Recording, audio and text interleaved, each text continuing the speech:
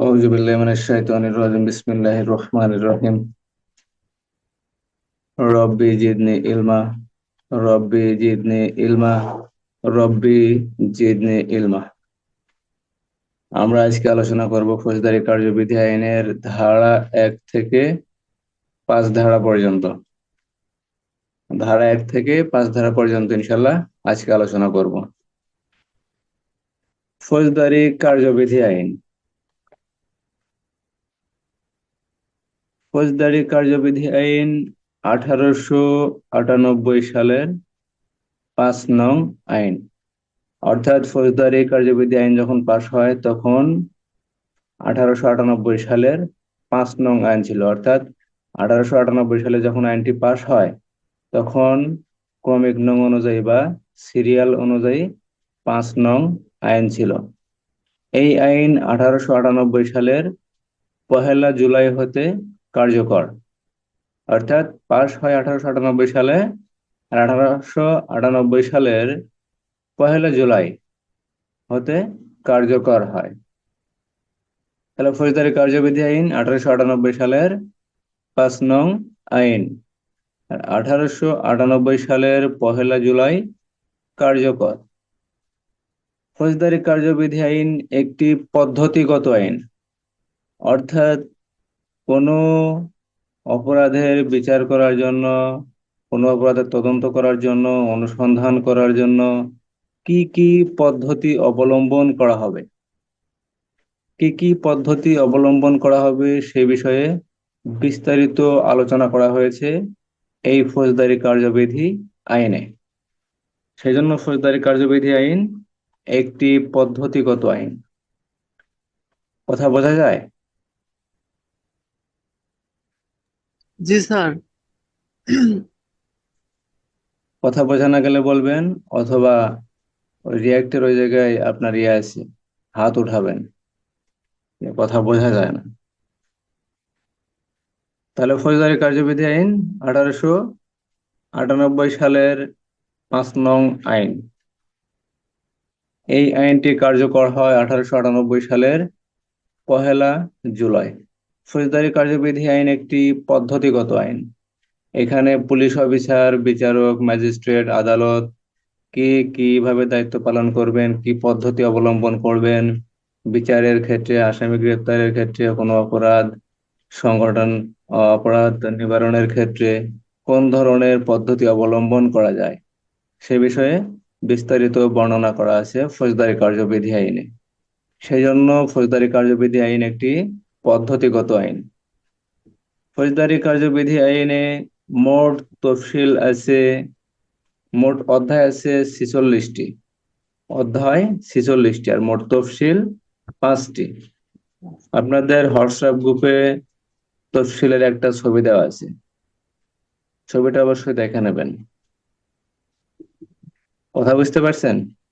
জি sir. WhatsApp গ্রুপে একটা ছবি দেওয়া আছে তফসিলের, দ্বিতীয় তফসিল। ওইটা হলো দ্বিতীয় তফসিল। দ্বিতীয় তফসিলে দণ্ডবিধির বিভিন্ন অপরাধের বর্ণনা আছে, সাথে ধারার বর্ণনা আছে, কোন আদালত বিচার করতে পারবে সে বিষয়ে বর্ণনা করা আছে, শাস্তি কি হবে সে বিষয়ে বর্ণনা করা আছে, অপরাধের বিবরণ দেওয়া আছে। ঠিক আছে? আপনারা দ্বিতীয় তফসিলের ছবিটা একটু অবশ্যই দেখে নেবেন। তাহলে ফৌজদারি কার্যবিধি আইনে মোট অধ্যায় আছে 46টি, একটি অধ্যায় বাতিল করা হয়েছে, তাহলে মোট কার্যকরী 45টি।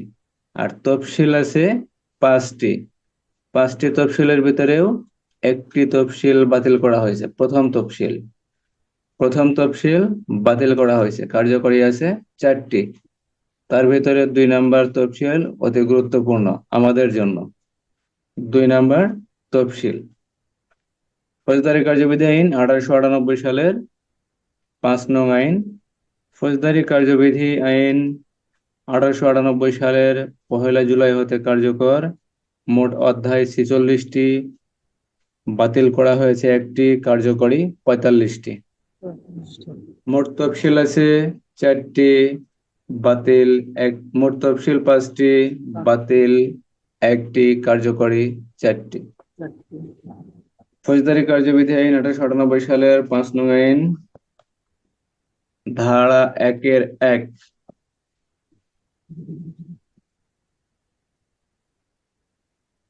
ধারা 1-1। এই আইন ফৌজদারি কার্যবিধি আইন 1898 নামে অভিহিত হবে এবং 1 জুলাই হতে কার্যকর হবে। তাহলে ধারা 1-1 বলা আছে ফৌজদারি কার্যবিধি আইন 1898 নামে অভিহিত হবে এবং 1 জুলাই হতে কার্যকর হবে। ধারা 1-2।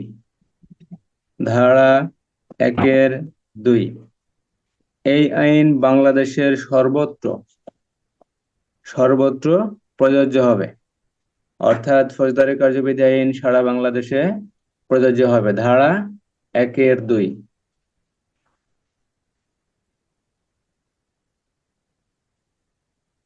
আমার কথা বোঝা যায়?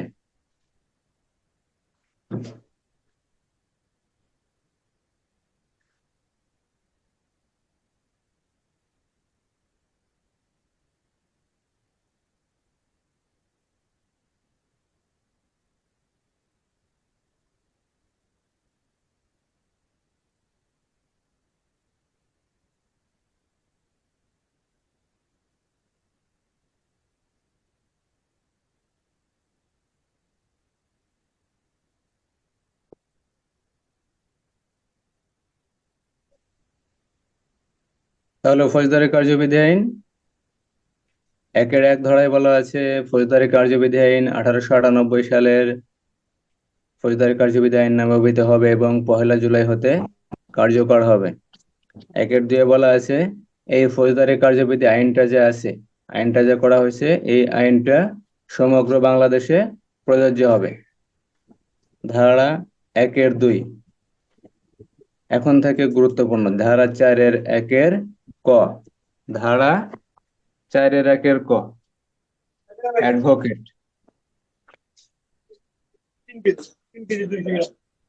অ্যাডভোকেট বলতে কি বোঝায় বা অ্যাডভোকেট কাকে বলে, কোন ব্যক্তি অ্যাডভোকেট হতে পারেন, এই বিষয়ে বিস্তারিত বর্ণনা করা হয়েছে ধারা 4-1 ক।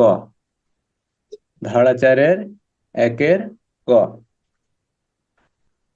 বর্তমানে বলবৎ কোনো আইন অনুযায়ী, বর্তমানে বলবৎ কোনো আইন অনুযায়ী যে কোনো আদালতে আইন ব্যবসা করতে ক্ষমতাপ্রাপ্ত কোনো ব্যক্তিকে অ্যাডভোকেট বলা হয়। অর্থাৎ আদালতের অনুমতি সাপেক্ষে, আদালতের অনুমতি সাপেক্ষে যে কোনো আদালতে আইন ব্যবসা করতে ক্ষমতাপ্রাপ্ত যে কোনো ব্যক্তিকে অ্যাডভোকেট বলা হয়। তাহলে অ্যাডভোকেট বলতে কি বোঝায়? অ্যাডভোকেট বলতে বোঝায় আদালতের অনুমতি সাপেক্ষে, অর্থাৎ যেই ব্যক্তি আইন ব্যবসা করবেন তিনি অবশ্যই আদালতের অনুমতি নিতে হবে। আদালতের অনুমতি নিয়ে আদালত প্রাঙ্গণে যে কোনো আদালতে আইন ব্যবসা করতে ক্ষমতাবান বা ক্ষমতাপ্রাপ্ত এরূপ যে কোনো ব্যক্তিকেই অ্যাডভোকেট বলে। তাহলে অ্যাডভোকেট বলতে কি বোঝায়?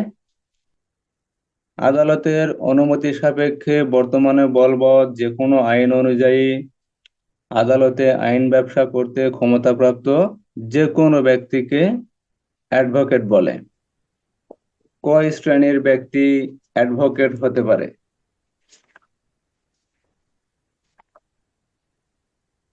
3 শ্রেণীর ব্যক্তিকে অ্যাডভোকেট হিসেবে গণ্য করা যায়। এখানে 3 শ্রেণীর ব্যক্তি কে কে? 3 শ্রেণীর ব্যক্তি কে কে? কে কে এই অ্যাডভোকেট হতে পারেন? প্রথম শ্রেণীতে পড়েন যারা অ্যাডভোকেট হিসেবে কর্মরত, অর্থাৎ যারা অলরেডি আদালতে অ্যাডভোকেট হিসেবে দায়িত্ব পালন করেন, তারা এক ধরনের ব্যক্তি। দ্বিতীয় ব্যক্তি হলো মুক্তার। দ্বিতীয় ব্যক্তি মুক্তার, যিনি আদালতে আইনের প্র্যাকটিস করে থাকেন, যিনি আদালতে আইনের প্র্যাকটিস করে থাকেন, এরূপ ব্যক্তিকেও অ্যাডভোকেট হিসেবে গণ্য করা যায়। আর তৃতীয় ব্যক্তি হলেন আদালতের অনুমতি সাপেক্ষে।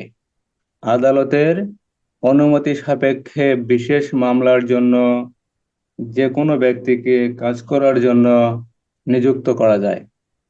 তাহলে তিন শ্রেণীর ব্যক্তি অ্যাডভোকেট হিসেবে গণ্য হবে। এক, যিনি অ্যাডভোকেট হিসেবে আছেন।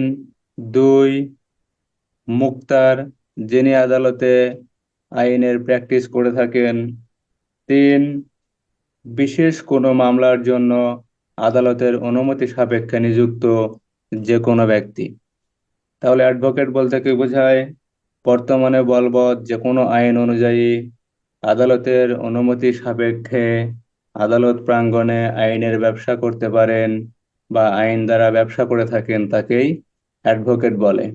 অ্যাডভোকেট কয় শ্রেণীর ব্যক্তি হতে পারেন? অ্যাডভোকেট তিন শ্রেণীর ব্যক্তি হতে পারেন। প্রথম শ্রেণী, যিনি অ্যাডভোকেট হিসেবে কর্মরত আছেন। দ্বিতীয় শ্রেণী, যিনি আদালতে আইনের প্র্যাকটিস করে থাকেন। তৃতীয় শ্রেণী, আদালতের অনুমতি সাপেক্ষে যিনি বিশেষ কোনো মামলা পরিচালনা করেন। এরূপ তিন শ্রেণীর ব্যক্তিকেই অ্যাডভোকেট হিসেবে গণ্য করা যায়। অ্যাডভোকেট বোঝা গেল না কোনো সমস্যা আছে?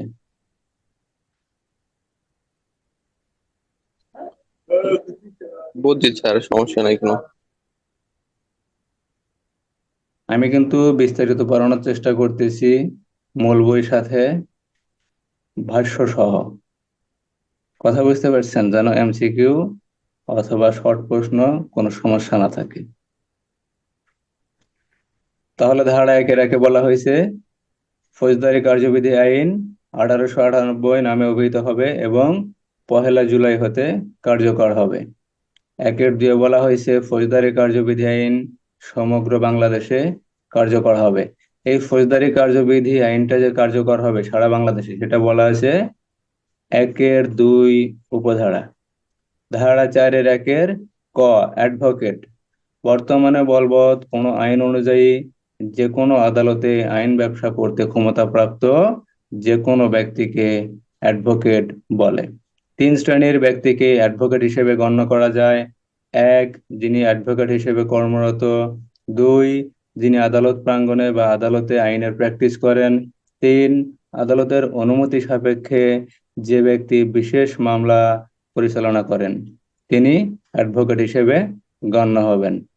ধারা 4-এর 1 কর ক, অর্থাৎ ধারা 4-এর 1 ডাবল ক, attorney general. Attorney general, attorney general বলতে কি বোঝায়? বাংলাদেশের জন্য অ্যাটর্নি জেনারেল বা বাংলাদেশের জন্য অতিরিক্ত attorney general, deputy attorney general বা সহকারী অ্যাটর্নি জেনারেল বা সহকারী কৌশলী বা সরকার সময়ে সময়ে এই পদে যে অফিসারকে নিয়োগ করে থাকেন তাকেই অ্যাটর্নি জেনারেল বলে। তাহলে অ্যাটর্নি জেনারেল বলতে কি বোঝায়? অ্যাটর্নি জেনারেল বলতে বোঝায় অ্যাটর্নি জেনারেল, অতিরিক্ত attorney general, deputy attorney general, সহকারী অ্যাটর্নি জেনারেল অথবা সরকারি কৌশলী।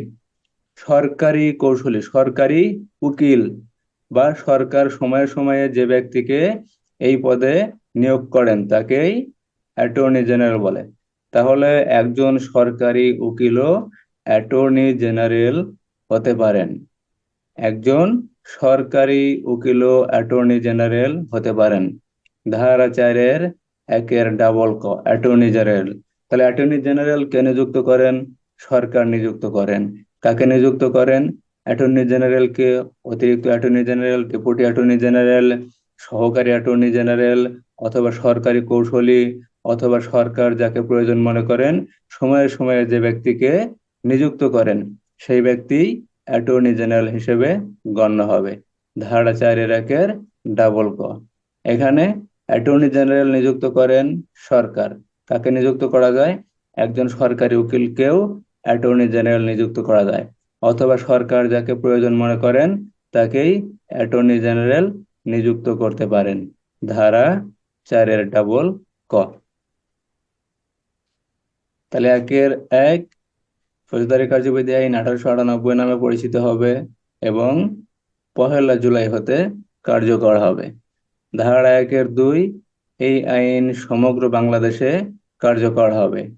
ধারা 4-1 ক, অ্যাডভোকেট বর্তমানে বলবৎ কোনো আইন অনুযায়ী যে কোনো আদালতে আইন ব্যবসা করতে ক্ষমতাপ্রাপ্ত কোনো অ্যাডভোকেট, মুখতার অথবা বিশেষভাবে নিযুক্ত যে কোনো ব্যক্তি বিশেষ মামলার জন্য নিযুক্ত হয়ে থাকে তাদেরকে অ্যাডভোকেট বলা যায়। ধারা 4-1 ক, অ্যাটর্নি জেনারেল। অ্যাটর্নি জেনারেল সাধারণত সরকার নিযুক্ত করে থাকেন। এখানে অ্যাটর্নি জেনারেল বলতে বোঝায় বাংলাদেশের জন্য নিযুক্ত অ্যাটর্নি জেনারেল বা অতিরিক্ত attorney general, deputy attorney general বা সহকারী অ্যাটর্নি জেনারেল এবং সহকারী কৌশলী বা সরকার সময়ে সময়ে এই পদে যে ব্যক্তিকে নিয়োগ করে থাকেন তাকে অ্যাটর্নি জেনারেল বোঝায়। তাহলে একজন সরকারি উকিলও অ্যাটর্নি জেনারেল হতে পারেন।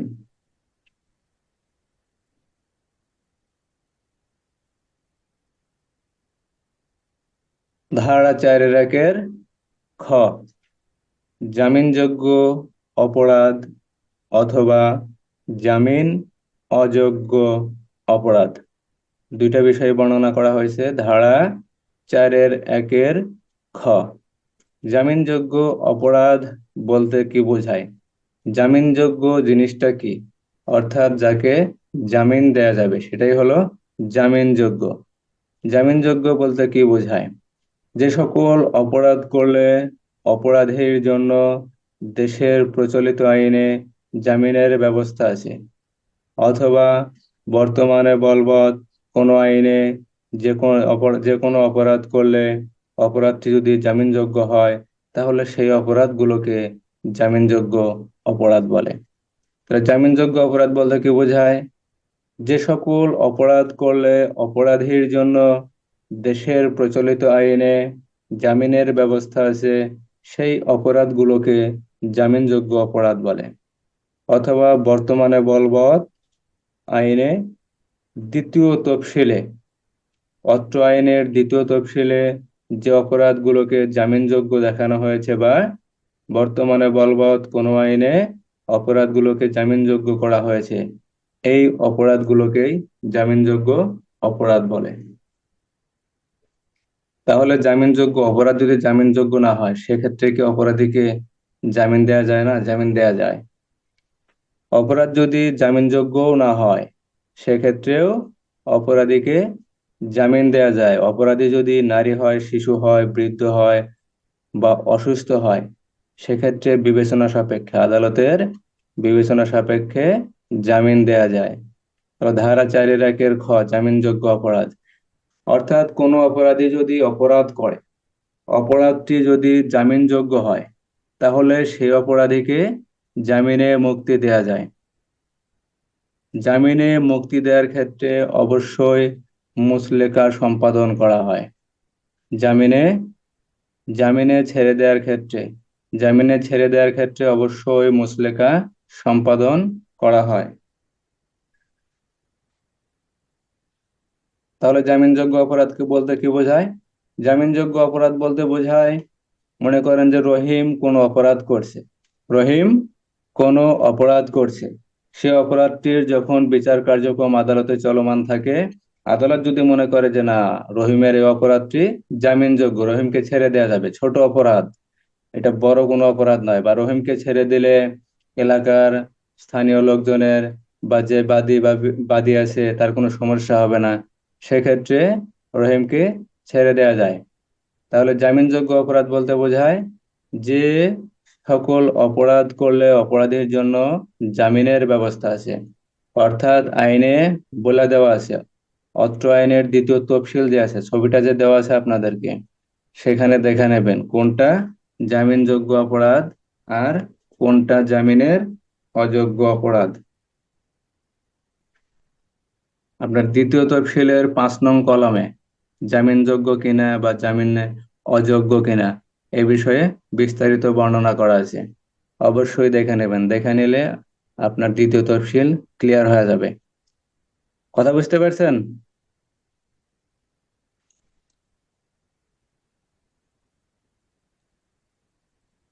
জি স্যার, বুঝছি তো স্যার। 2 নম্বর তফসিলের একটা ছবি উঠানো আছে, হোয়াটসঅ্যাপ গ্রুপে দেওয়া আছে। ছবিটা অবশ্যই দেখে নেবেন। ওইখানে 1 নং কলাম থেকে 8 নং কলাম পর্যন্ত আছে।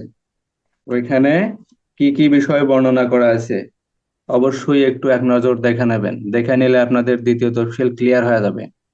এখানে কোনো আর ভুল হওয়ার সম্ভাবনা থাকবে না, বা মাথায় ধরবে না এরকম কিছু না। তাহলে 4-এর 1-এর খ, জামিনযোগ্য অপরাধ। কোনো অপরাধী যদি অপরাধ করে, অপরাধটি যদি জামিনযোগ্য হয়, তাহলে তাকে জামিনযোগ্য অপরাধ বলে। আর জামিনের অযোগ্য অপরাধ বলতে বোঝায় যে সকল অপরাধ করলে অপরাধীর জন্য জামিনের ব্যবস্থা নাই। অর্থাৎ দেখা গেল বড় বড় অপরাধ, বড় বড় অপরাধ, যে অপরাধ করলে জামিনের ব্যবস্থা নাই, খুন, নরহত্যা, এই জাতীয় অপরাধ, ডাকাতি, খুনসহ ডাকাতি, এই সকল অপরাধ যদি করে তাহলে জামিনের ব্যবস্থা নাই, অর্থাৎ এই অপরাধগুলা জামিনযোগ্য না। ঠিক আছে? এই অপরাধগুলো যখন জামিনযোগ্য না, তখন তাকে জামিন দেওয়া যাবে না। এখন মনে করেন যে রহিম একজন মানুষকে বাধা দিল বা অবৈধ অবরোধ করলো, এগুলা জামিনযোগ্য অপরাধ। এগুলো অপরাধের ক্ষেত্রে জামিন দেয়া যাবে। এখন রহিম যদি এই অপরাধের দোষী সাব্যস্ত হয়ে যদি আদালতে যদি তার বিচার কার্যক্রম চলমান হয়, তাহলে আদালত তাকে জামিনে মুক্তি দিতে পারে। তাহলে আদালত এই অপরাধের জন্য রহিমকে জামিনে মুক্তি দিতে পারে, কারণ অপরাধটি জামিনযোগ্য। এখন দেখা গেল রহিম একটি মার্ডার করছে বা খুনসহ ডাকাতি করছে, এই মামলার বিচারের ক্ষেত্রে অপরাধটি জামিনযোগ্য না, অপরাধটি জামিনযোগ্য না। তাহলে আদালত তাকে জামিন দিতে পারেন না, আদালত তাকে জামিন দিতে পারেন না। কথা ক্লিয়ার?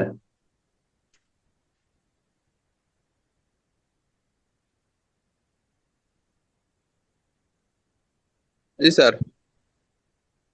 এই জামিনযোগ্য অপরাধ আর জামিনের অযোগ্য অপরাধ বিস্তারিত বর্ণনা করা হয়েছে দ্বিতীয় তফসিলের 5 নং কলামে। 5 নং কলামটা দেখলে বুঝতে পারবেন কোন অপরাধটা জামিনযোগ্য আর কোন অপরাধটা জামিনযোগ্য নয়। ঠিক আছে? 5 নং কলামটা অবশ্যই দেখে নেবেন, দ্বিতীয় তফসিলটা দেখে ক্লিয়ার করে নেবেন। তাহলে জামিনের অযোগ্য অপরাধ বলতে বোঝায় যে সকল অপরাধ করলে অপরাধীর জন্য দেশের প্রচলিত আইনে জামিনের ব্যবস্থা নাই। এই বিষয়টা বর্ণনা করা হয়েছে দ্বিতীয় তফসিলের 5 নং কলামে। তাহলে যে সকল অপরাধ করলে অপরাধীর জন্য দেশের প্রচলিত আইনে জামিনের ব্যবস্থা নাই, তাকে জামিনের অযোগ্য অপরাধ বলে। অর্থাৎ জামিন দেওয়া যাবে না। একজন খুন করছে, মার্ডার করছে, তাকে জামিন দেওয়া যাবে না, এই অপরাধটা জামিনের অযোগ্য অপরাধ। অথবা অত্র আইনের দ্বিতীয় তফসিলে, অর্থাৎ ফৌজদারি কার্যবিধি আইনের দ্বিতীয় তফসিলে যে অপরাধগুলোকে জামিনের অযোগ্য অপরাধ হিসেবে গণ্য করা হয়েছে বা বর্ণনা করা হয়েছে বা দেখানো হয়েছে, অথবা বর্তমানে বলবৎ কোনো আইনে যে অপরাধগুলো করলে জামিনের ব্যবস্থা নাই, অর্থাৎ জামিনের ব্যবস্থা নাই, সেই অপরাধগুলোকে জামিন অযোগ্য অপরাধ বলে। তাহলে এখানে বলা হয়েছে ফৌজদারি কার্যবিধি আইনের দ্বিতীয় তফসিলে যে অপরাধগুলোকে জামিন অযোগ্য দেখানো হয়েছে, অথবা বর্তমানে বলবৎ অন্য কোনো আইন, ফৌজদারি কার্যবিধি আইনে, দণ্ডবিধি আইনের যে বিভিন্ন অপরাধগুলা, এই অপরাধগুলোর বিচার সাধারণত এই ফৌজদারি কার্যবিধি আইন অনুযায়ী হয়ে থাকে। আর দ্বিতীয় তফসিলে সাধারণত দণ্ডবিধির অপরাধগুলার বর্ণনা করা হয়েছে। এখানে অন্য কোনো আইনের অপরাধের বর্ণনা নাই। সেই জন্য বলা হয়েছে এই বর্তমানে বলবৎ অন্য কোনো আইন। দেখা গেল নারী শিশু আইন, মাদকদ্রব্য আইন, এগুলাও তো আইন। এই আইনে যে সকল অপরাধ জামিনযোগ্য নয়, সে সকল অপরাধের ক্ষেত্রেও এই বিষয়টি প্রযোজ্য হবে। তাহলে ধারা 4-এর খতে বলা হয়েছে যে সকল অপরাধ করলে অপরাধীর জন্য দেশের প্রচলিত আইনে, অর্থাৎ কোনো আইনেই না, কোনো আইনেই হবে না, দেশের প্রচলিত আইনে জামিনের ব্যবস্থা নেই, তাকে জামিনের অযোগ্য অপরাধ বলে। অথবা বর্তমানে অত্র আইনের দ্বিতীয় তফসিলে যে অপরাধগুলোকে জামিনের অযোগ্য দেখানো হয়েছে, বা অন্য কোনো আইনে যে অপরাধগুলো জামিনের অযোগ্য, সেই অপরাধগুলোকে জামিনের অযোগ্য অপরাধ বলে। ধারা 4-এর 1-এর খ। ধারা 4-এর 1-এর খ। ধারা 4-এর 1-এর গ, অভিযোগ। অভিযোগ বলতে কি বোঝায় বা অভিযোগ কি? কোনো ব্যক্তি অপর কোনো ব্যক্তির বিরুদ্ধে বিচারকের নিকট সুবিচার পাওয়ার জন্য লিখিত বা মৌখিকভাবে যে নালিশ করেন, তাকেই অভিযোগ বলে। অভিযোগটা কোথায় করা হয়? বিচারকের নিকট। অভিযোগটা কিরূপ হতে পারে? লিখিতও হতে পারে, অথবা মৌখিকভাবেও হতে পারে। অভিযোগটা কি জন্য করা হয়? সুবিচার পাওয়ার জন্য। অর্থাৎ দেখা গেল রহিম রহিম করিমের কোনো একটা ক্ষতি করছে। এখন করিম কোনোভাবেই ওই ক্ষতি পুষায় নিতে পারতেছে না, ঠিক আছে?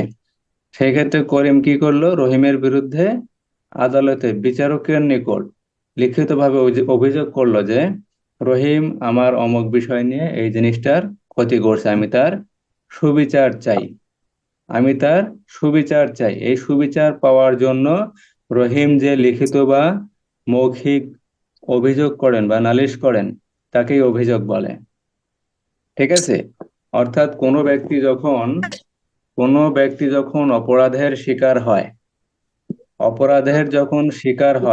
অপরাধের শিকার ব্যক্তি সুবিচার পাওয়ার জন্য বিচারকের নিকট মৌখিকভাবে বা লিখিতভাবে যে নালিশ করেন, তাকেই অভিযোগ বলে। অর্থাৎ দেখা গেল কোনো ব্যক্তি যদি অপর কোনো ব্যক্তির ক্ষতি করে, তাহলে ক্ষতিগ্রস্ত ব্যক্তি বিচারকের নিকট সুবিচার পাওয়ার জন্য লিখিতভাবে অথবা মৌখিকভাবে যে নালিশ করেন, তাকেই অভিযোগ বলে। বোঝা গেল? হুম।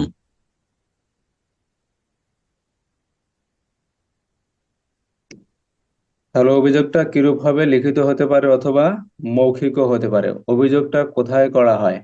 বিচারকের নিকট করা হয়। অভিযোগটা কে করেন? ক্ষতিগ্রস্ত ব্যক্তি করে থাকেন। অভিযোগটা ক্ষতিগ্রস্ত ব্যক্তি করে থাকেন। ধারা 4-এর 1-এর চ, আমলযোগ্য অপরাধ অথবা ধর্তব্য অপরাধ। এবার মনে হয় একটা প্রশ্ন আসছিল, ধর্তব্য অপরাধ বলতে কি বোঝায়? এই কোয়ালিটির একটা মনে হয় প্রশ্ন আসছিল। আমলযোগ্য অপরাধ অথবা ধর্তব্য অপরাধ, অথবা আমলযোগ্য মামলা অথবা আমলযোগ্য কেস। যে অপরাধগুলো করলে পুলিশ অফিসার অপরাধীকে বিনা পরোয়ানায় গ্রেপ্তার করতে পারেন, সেই অপরাধগুলোকে আমলযোগ্য অপরাধ বলে। অর্থাৎ যে অপরাধ করলে অপরাধীকে পুলিশ অফিসার বিনা পরোয়ানায় গ্রেপ্তার করতে পারেন, গ্রেপ্তারের জন্য কোনো পরোয়ানার প্রয়োজন হয় না, এই সকল অপরাধকে আমলযোগ্য অপরাধ অথবা ধর্তব্য অপরাধ বলা হয়। অর্থাৎ এক কথায় বড় বড় যেগুলো অপরাধ, সেগুলাই হলো আমলযোগ্য অপরাধ অথবা ধর্তব্য অপরাধ। বর্তমানে ফৌজদারি কার্যবিধি আইনের দ্বিতীয় তফসিলে অথবা অন্য কোনো আইন অনুসারে যে অপরাধের কারণে অপরাধীকে বিনা পরোয়ানায় গ্রেপ্তার করা যায়, সেই অপরাধগুলোকে আমলযোগ্য অপরাধ বা ধর্তব্য অপরাধ বা আমলযোগ্য মামলা বা কেস বলে। তাহলে আমলযোগ্য অপরাধ বলতে কি বোঝায়? বড় ধরনের অপরাধ, যে অপরাধ করলে অপরাধীকে গ্রেপ্তারের জন্য কোনো পরোয়ানার প্রয়োজন হয় না, গ্রেপ্তারি পরোয়ানার প্রয়োজন হয় না, আদালতের অনুমতিরও প্রয়োজন হয় না।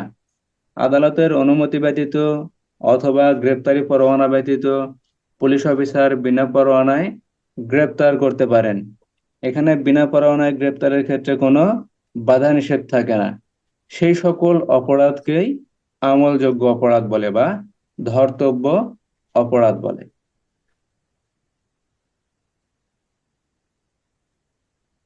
তাহলে আমলযোগ্য অপরাধ বা ধর্তব্য অপরাধ বলতে কি বোঝায়? যে সকল অপরাধ করলে পুলিশ অফিসার, এখানে বলা হয়েছে পুলিশ অফিসার, অপরাধীকে বিনা পরোয়ানায় গ্রেপ্তার করতে পারেন, সেই অপরাধগুলোকে আমলযোগ্য অপরাধ বলে, অথবা ফৌজদারি কার্যবিধি আইনের 2য় তফসিলে এবং বর্তমানে বলবৎ অন্য কোনো আইন অনুযায়ী যে সকল যে সকল অপরাধীকে পুলিশ অফিসার বিনা পরোয়ানায় গ্রেপ্তার করতে পারেন, সেই সকল অপরাধকে আমলযোগ্য অপরাধ বলে। যেমন নারী শিশুর 9 ধারার কিছু অপরাধ আছে, নারী শিশুর 9 ধারার যে অপরাধগুলো আছে, এই অপরাধগুলার আসামিকে পুলিশ অফিসার বিনা পরোয়ানায় গ্রেপ্তার করতে পারেন। কথা ক্লিয়ার?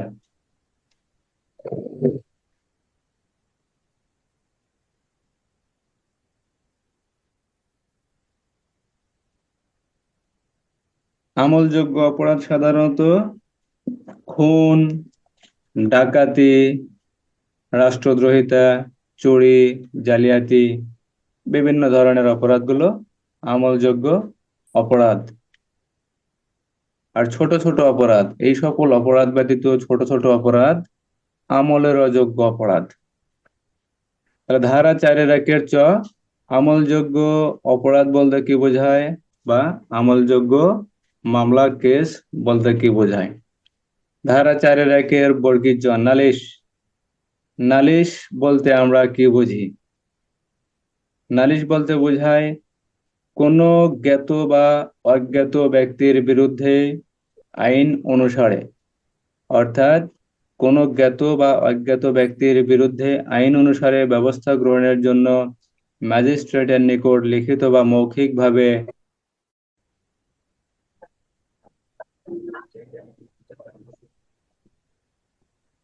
তাহলে নালিশ বলতে কি বোঝায়? নালিশটা কোথায় করা হয়? নালিশটা বিচারকের নিকট করা হয়। নালিশটা লিখিত বা মৌখিক হতে পারে। এখানে যার বিরুদ্ধে নালিশ করা হয় বা যে অপরাধের জন্য নালিশ করা হয়, সেই অপরাধী পরিচিত অথবা অপরিচিত হতে পারে। আর নালিশটা যে করা হয়, নালিশের ভিতরে সাধারণত অভিযোগের বিষয় উল্লেখ করা হয়, অর্থাৎ কি অভিযোগ, অভিযোগটা কি, সেই বিষয়টি নালিশের ভিতরে উল্লেখ থাকে। তাহলে ধারা 4-1 বর্গীয় জ নালিশ। নালিশ বলতে কি বোঝায়? যদি কোনো ব্যক্তি অপরাধ করে, সেই ব্যক্তি যদি পরিচিত হয় অথবা অপরিচিত হয়, তাহলে তার বিরুদ্ধে বিচারকের নিকট লিখিত বা মৌখিকভাবে যে অভিযোগ করা হয়, তাকেই নালিশ বলে।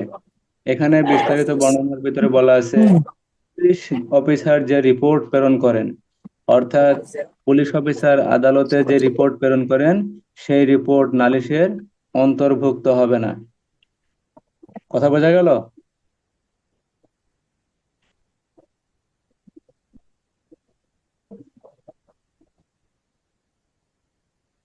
তাহলে অভিযোগ বলতে কি বোঝায়? 4-1 অভিযোগ বলতে বোঝায় কোনো ব্যক্তি অপর কোনো ব্যক্তির বিরুদ্ধে বিচারকের নিকট যদি সুবিচার পাওয়ার আশায় লিখিত বা মৌখিকভাবে নালিশ করেন, তাহলে তাকে অভিযোগ বলে। আর নালিশ বলতে বোঝায় কোনো ব্যক্তি যদি অপরাধ করে, সেই ব্যক্তি পরিচিত অথবা অপরিচিত হতে পারে, সেই ব্যক্তির বিরুদ্ধে বিচারকের নিকট লিখিতভাবে অথবা মৌখিকভাবে যে অভিযোগ করা হয়, তাকেই নালিশ বলে। তাহলে অভিযোগের ক্ষেত্রে নালিশ করা হয়, আর নালিশের ক্ষেত্রে অভিযোগ করা হয়। কথা বোঝা গেল?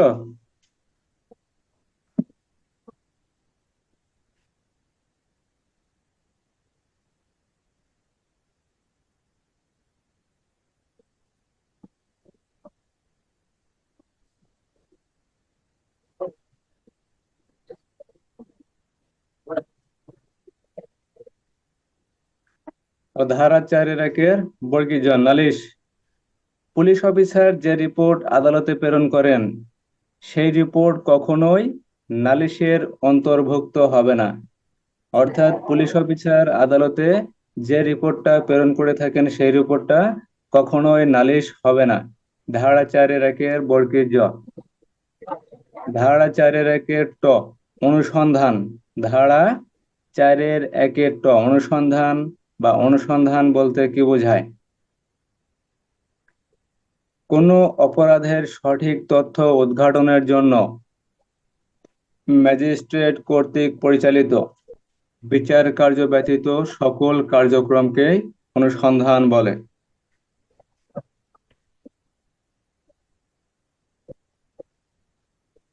তাহলে অনুসন্ধান বলতে কি বোঝায়?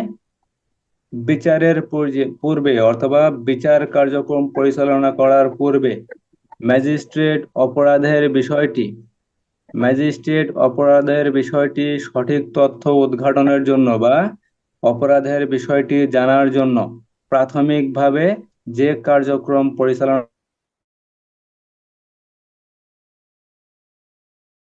করেন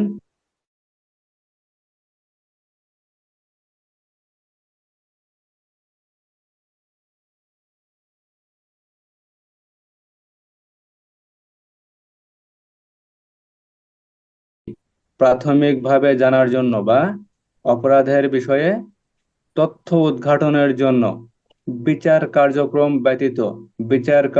ব্যতীত যে কার্যক্রম পরিচালনা করেন তাকেই অনুসন্ধান বলে। পিআরবি 280/613 বিধি, ফৌজদারি কার্যবিধি আইনের 4-এর 1-এর ট, পিআরবি 280/613 বিধি।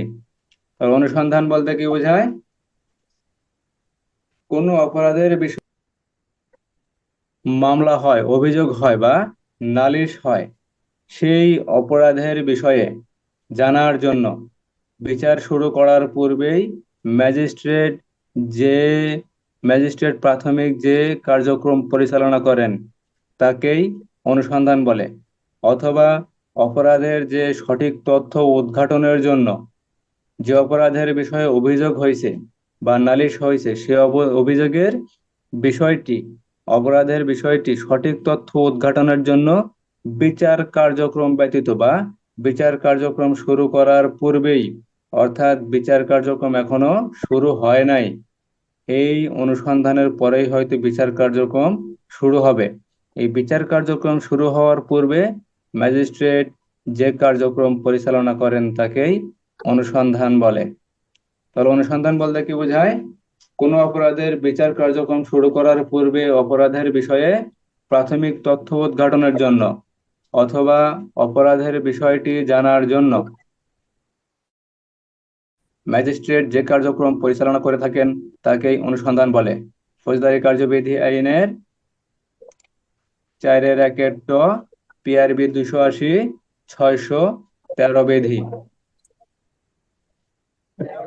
অনুসন্ধান বোঝা গেল?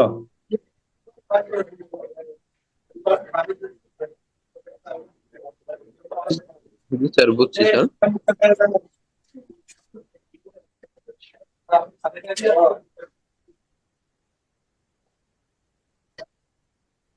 তদন্ত 4-এর 1-এর ঠ, ফৌজদারি কার্যবিধি আইনের 4-এর 1-এর ঠ, তদন্ত কোনো অপরাধের সাক্ষ্য প্রমাণ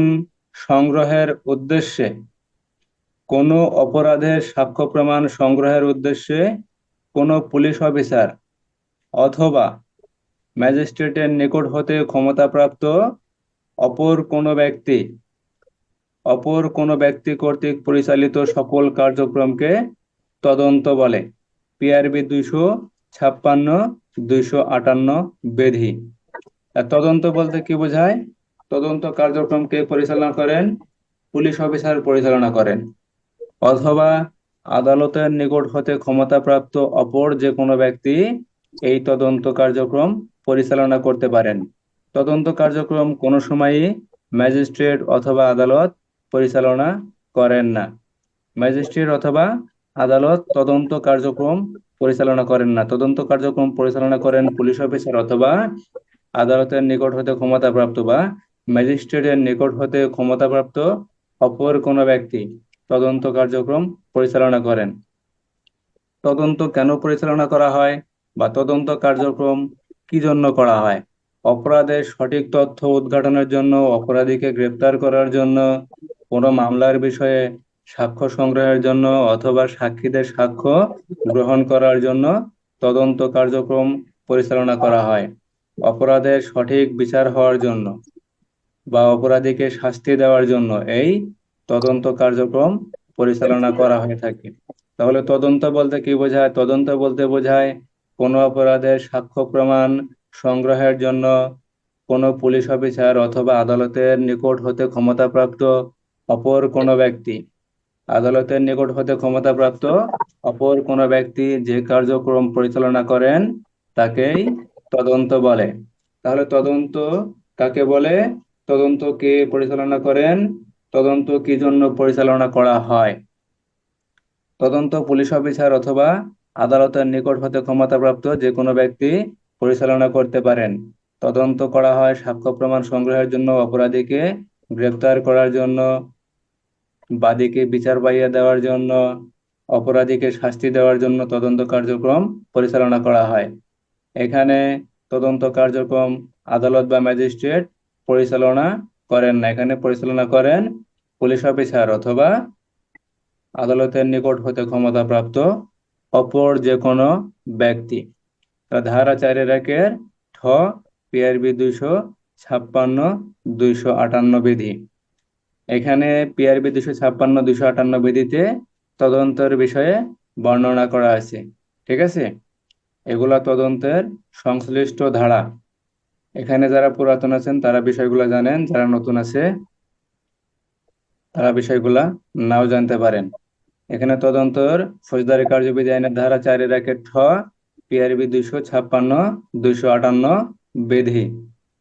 তাহলে অনুসন্ধান বলতে বোঝায় কোনো অপরাধের সঠিক তথ্য উদ্ঘাটনের জন্য অথবা বিচার কার্যক্রম পরিচালনা করার পূর্বেই অপরাধের বিষয়টি জানার জন্য ম্যাজিস্ট্রেট বিচার কার্যক্রম ব্যতীত যে সকল কার্যক্রম পরিচালনা করে থাকেন তাকেই অনুসন্ধান বলে।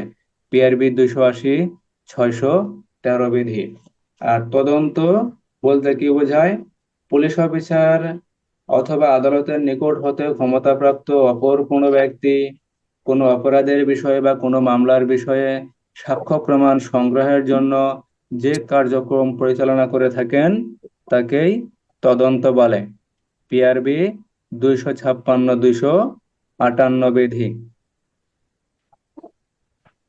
অনুসন্ধান তদন্ত বোঝা গেল না? কোনো সমস্যা আছে?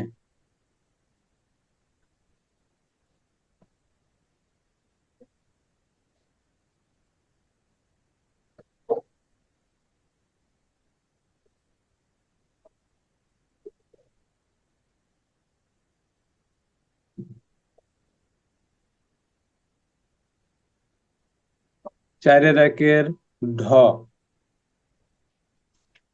আমূল অযোগ্য অপরাধ বা অধর্তব্য অপরাধ। আমরা 4 চতে পড়ছিলাম আমলযোগ্য অপরাধ, অর্থাৎ বড় বড় অপরাধ, খুন, ডাকাতি, চুরি, জালিয়াতি, এগুলা বড় অপরাধ, আমলযোগ্য অপরাধ। এই সকল অপরাধ ব্যতীত ছোট ছোট সকল অপরাধ আমল অযোগ্য অপরাধ অথবা অধর্তব্য অপরাধ। যে অপরাধগুলো করলে অপরাধীকে পুলিশ অফিসার বিনা পরোয়ানায় গ্রেপ্তার করতে পারেন না সেই অপরাধগুলোকে আমলযোগ্য অপরাধ বলে। আমরা আমলযোগ্য অপরাধের ক্ষেত্রে পড়ছিলাম যে সকল অপরাধ করলে অপরাধীকে পুলিশ অফিসার বিনা পরোয়ানায় গ্রেপ্তার করতে পারেন সেই সকল অপরাধকেই আমলযোগ্য অপরাধ বলে। আর আমলের অযোগ্য অপরাধ বলতে বোঝায় যেই অপরাধ করলে অপরাধীকে পুলিশ অফিসার বিনা পরোয়ানায় গ্রেপ্তার করতে পারেন না। অর্থাৎ আমল অযোগ্য অপরাধের ক্ষেত্রে আসামিকে গ্রেপ্তারের ক্ষেত্রে অবশ্যই পরোয়ানা লাগবে, গ্রেপ্তারি পরোয়ানা লাগবে। গ্রেপ্তারি পরোয়ানা ছাড়া আমলের অযোগ্য অপরাধীকে পুলিশ অফিসার গ্রেপ্তার করতে পারেন না। সেই সকল অপরাধকেই আমলযোগ্য অপরাধ অথবা অধর্তব্য অপরাধ বলে। ধারা 4 ঢ ধারা 4 ঢ আমল অযোগ্য অপরাধ।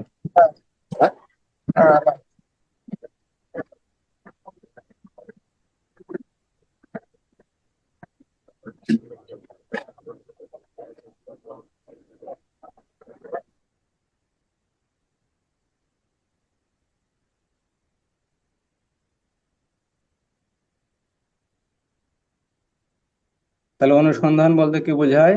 অনুসন্ধান বলতে বোঝায় কোনো অপরাধের সঠিক তথ্য উদ্ঘাটনের জন্য অথবা কোনো অপরাধের বিষয় জানার জন্য আদালত কর্তৃক বিচার কার্যক্রম ব্যতীত বা ম্যাজিস্ট্রেট কর্তৃক পরিচালিত বিচার কার্যক্রম ব্যতীত যে সকল কার্যক্রম পরিচালনা করেন তাকেই অনুসন্ধান বলে। অনুসন্ধান কার্যক্রম কে পরিচালনা করেন? বিচারক, ম্যাজিস্ট্রেট। আর তদন্তকে পরিচালনা করেন পুলিশ অফিসার অথবা আদালতের নিকট হতে ক্ষমতাপ্রাপ্ত অপর যে কোনো ব্যক্তি। তদন্ত কার্যক্রম পরিচালনা করা হয়। তদন্ত কেন পরিচালনা করা হয়? সাক্ষ্য প্রমাণ সংগ্রহের জন্য। সাক্ষ্য প্রমাণ সংগ্রহের জন্য তদন্ত কার্যক্রম পরিচালনা করা হয়। আর আমলযোগ্য অপরাধ বলতে বোঝায় ধারা 4(1) বড় বড় অপরাধ, যে সকল অপরাধ করলে অপরাধীকে বিনা পরোয়ানায় পুলিশ অফিসার গ্রেপ্তার করতে পারেন। কে গ্রেপ্তার করতে পারেন? পুলিশ অফিসার গ্রেপ্তার করতে পারেন আমলযোগ্য অপরাধীকে। অপর কোনো ব্যক্তি গ্রেপ্তার করতে পারেন না। ঠিক আছে? সেই সকল অপরাধকেই আমলযোগ্য অপরাধ বলে বা ধর্তব্য অপরাধ বলে। আর আমলের অযোগ্য অপরাধ বা অধর্তব্য অপরাধ ধারা 4(1) যে সকল অপরাধ করলে অপরাধীকে পুলিশ অফিসার বিনা পরোয়ানায় গ্রেপ্তার করতে পারেন না, অর্থাৎ গ্রেপ্তার করার জন্য অবশ্যই পরোয়ানার প্রয়োজন পড়ে, সেই সকল অপরাধকেই আমল অযোগ্য অপরাধ বা অধর্তব্য অপরাধ বলে। ধারা 4(1)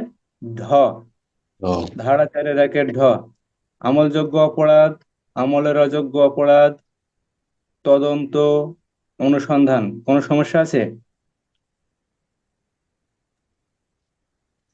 না স্যার, কোনো সমস্যা নাই। কোনো সমস্যা থাকলে বা কোনো বিষয় যদি জানার থাকে, এই যেগুলো বিষয় নিয়ে আলোচনা হবে বলতে পারেন। আমি যেহেতু কাউকে মিউট করে রাখি না, অবশ্যই বলতে পারেন। ঠিক আছে? ধারা মূর্ধন্য অপরাধ। অপরাধ বলতে কি বোঝায়? আমরা তো বিভিন্ন বিষয় জানি যে অপরাধ, আসলে অপরাধটা বলতে কি বোঝায়? অপরাধটা কি? যে অপরাধের জন্য এত এত আইন সৃষ্টি করা হয়েছে বা প্রণয়ন করা হয়েছে, এই অপরাধটা কি? অপরাধ বলতে কি বোঝায়? অপরাধ বলতে এক কথায় বোঝায় আইনের পরিপন্থী কাজ। আইনের পরিপন্থী কাজকেই অপরাধ বলে। অথবা আইনে যে কাজটি করতে বলা হয়েছে তা না করা, বা যে কাজ করতে নিষেধ করা হয়েছে তা করাকেই অপরাধ বলে। পেনাল কোডের 40 ধারা। পেনাল কোড 40 ধারা। অর্থাৎ আইনে বলা হয়েছে যে রাকিব তুমি ভাত খাও, রাকিব তুমি ভাত খাও, আমি ভাত খাইলাম না, এটাই অপরাধ। আবার মনে করেন আইনে বলা হয়েছে যে ভাত খাওয়া যাবে না, আমি ভাত খাইলাম, এটাও অপরাধ। অর্থাৎ আইনে উল্লেখ করা হয়েছে যে এই কাজটা করা যাবে না, সেই কাজটা যদি করা হয়, যেমন আইনে বলা আছে খুন করা যাবে না, ধর্ষণ করা যাবে না, ডাকাতি করা যাবে না, যদি কোনো ব্যক্তি এই সকল কার্যক্রম করে তাহলে সে অপরাধ করেছে বলে গণ্য হবে। আর আইনে বলা হয়েছে যে পুলিশকে সাহায্য করো বা ম্যাজিস্ট্রেটকে সাহায্য করো। আইনসঙ্গত যদি কোনো পুলিশ অফিসার অথবা ম্যাজিস্ট্রেট কোনো ব্যক্তির নিকট সাহায্য দাবি করে, তাহলে সেই ব্যক্তি যদি সাহায্য না করে সেক্ষেত্রেও তার অপরাধ হবে। তাহলে বোঝা গেল আইনের পরিপন্থী যে কোনো কাজকেই অপরাধ বলে। আইনে যা করতে বলা হয়েছে, আইনে বলা হয়েছে যে ফৌজদারি কার্যবিধি আইনে 42 ধারায়, সামনে আমরা গেলে পাবো, আইনসঙ্গতভাবে যদি কোনো ম্যাজিস্ট্রেট অথবা পুলিশ অফিসার জনসাধারণের নিকট সাহায্য দাবি করে তাহলে জনগণ সাহায্য করতে বাধ্য। এখানে যেহেতু আইনে বিষয়টি বলা হয়েছে জনগণ সাহায্য করতে বাধ্য, যদি পুলিশ অফিসার সাহায্য চায়, যদি সেই জনগণ সাহায্য না করে তাহলে সেই জনগণ অবশ্যই অপরাধী হবে, কারণ এটা আইনে বলা আছে, আইনের পরিপন্থী কাজ হবে। আর আইনে বলা আছে ধর্ষণ করা যাবে না, খুন করা যাবে না, ডাকাতি করা যাবে না, অথবা অন্য এই জাতীয় কোনো কিছু করা যাবে না। এই জাতীয় কোনো কিছু করলেই সেটা অপরাধ হবে। তাহলে অপরাধ বলতে বোঝায় আইন পরিপন্থী, আইনের পরিপন্থী কাজকেই অপরাধ বলে। আইনে যা করতে বলা হয়েছে তা না করা, অর্থাৎ বলা হয়েছে সাহায্য করা, সে সাহায্য করলো না, অথবা বলা হয়েছে খুন ডাকাতি করা যাবে না, সে খুন বা ডাকাতি করলো, তাহলে তাকে অপরাধ বলে। পেনাল কোড 40 ধারা। পেনাল কোড 40 ধারা। অপরাধ বুঝতে কোনো সমস্যা? ছোট্ট জিনিস, আইনের পরিপন্থী কাজ অপরাধ। আইনে যা করতে বলা হয়েছে তা না করা, অর্থাৎ আইনে যা বলা হয়েছে তার পুরাই উল্টা কাজ করা, এই কাজগুলোকেই অপরাধ বলে। ফৌজদারি কার্যবিধি আইনের 4-1 মূর্ধন্য পেনাল কোড 40 অপরাধ। 4-1 থানার ভারপ্রাপ্ত কর্মকর্তা। থানার ভারপ্রাপ্ত কর্মকর্তা বলতে কি বোঝায়? থানার অফিসার ইনচার্জ অর্থাৎ ওসি। থানার ওসি ছুটি, অসুস্থতা বা অন্য কোনো কারণে যখন থানায় অনুপস্থিত থাকেন, তখন যে পুলিশ অফিসার থানার দায়িত্ব পালন করেন তাকেই থানার ভারপ্রাপ্ত কর্মকর্তা বলে। অর্থাৎ থানার অফিসার ইনচার্জ যখন কোনো কারণে থানায় অনুপস্থিত থাকেন, সেটা ছুটি হতে পারে, সাক্ষী দেওয়ার জন্য বাইরে যাইতে পারে, অথবা এক জেলা হতে অন্য জেলায় অপর কোনো কাজে যাইতে পারে, অথবা সে অসুস্থতা থাকলে যদি হাসপাতালে ভর্তি থাকে, এই সময় অর্থাৎ থানার ওসির অবর্তমানে যখন থানার ওসি থানায় কর্মরত থাকেন না, কোনো কারণে থানার বাইরে থাকেন, তখন যে অফিসার দায়িত্ব পালন করেন তাকে এই থানার ভারপ্রাপ্ত কর্মকর্তা বলে। অথবা সরকার নির্দেশ দিলে উপস্থিত যে কোনো পুলিশ অফিসারকেই থানার ভারপ্রাপ্ত কর্মকর্তা বোঝায়। পিআরবি 201 বিধি। পিআরবি 201 বিধি।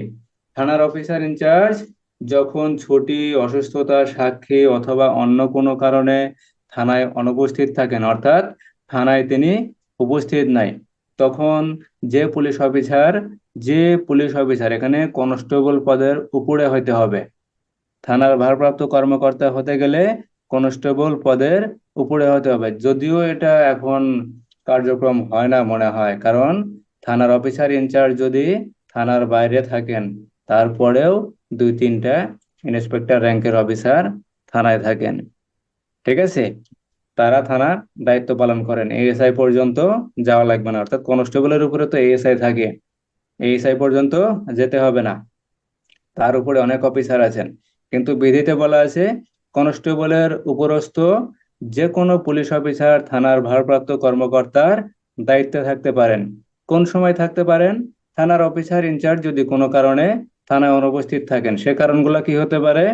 ছুটি, অসুস্থতা, সাক্ষী বা অন্য কোনো কারণ। অন্য কোনো কারণে যদি অনুপস্থিত থাকেন, সেই সময়ে যে কর্মকর্তা কনস্টেবল পদের উপরস্থ যে কর্মকর্তার দায়িত্বে থাকেন তাকেই থানার ভারপ্রাপ্ত কর্মকর্তা বলে। ফৌজদারি কার্যবিধি আইনের 4-1 পিআরবি 201 বিধি।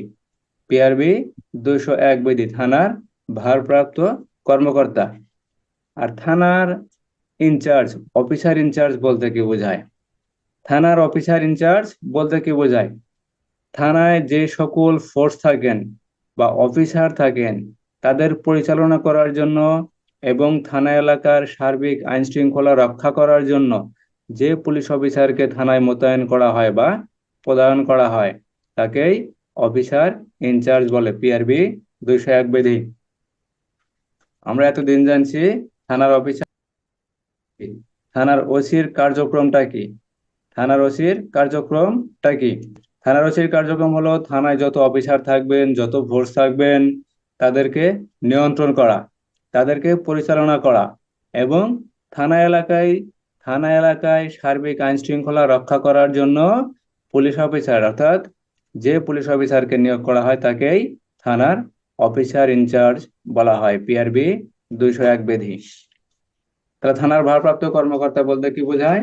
থানার অফিসার ইনচার্জ যদি কোনো কারণে থানায় অনুপস্থিত থাকেন, তাহলে কনস্টেবল পদের উপরস্থ যে কোনো অফিসার থানার দায়িত্বে থাকতে পারেন, তাকেই থানার ভারপ্রাপ্ত কর্মকর্তা বলে। ফৌজদারি কার্যবিধি আইনের 4-1 পিআরবি 201 বিধি। আর থানার অফিসার ইনচার্জ বলতে কি বোঝায়?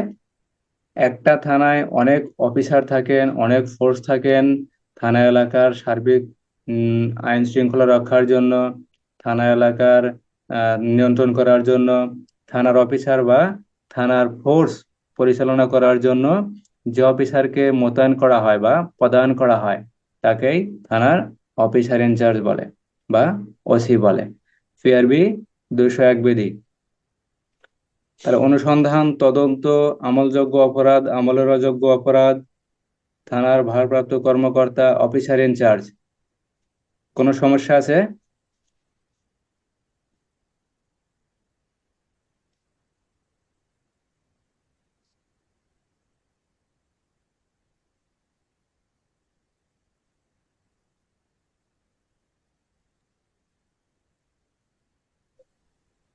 কোনো সমস্যা নাই স্যার এগুলো।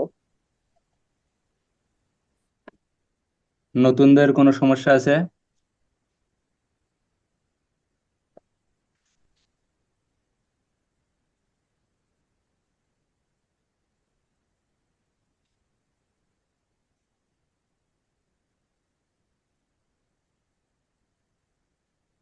ধারা 4-এর থ, স্থান।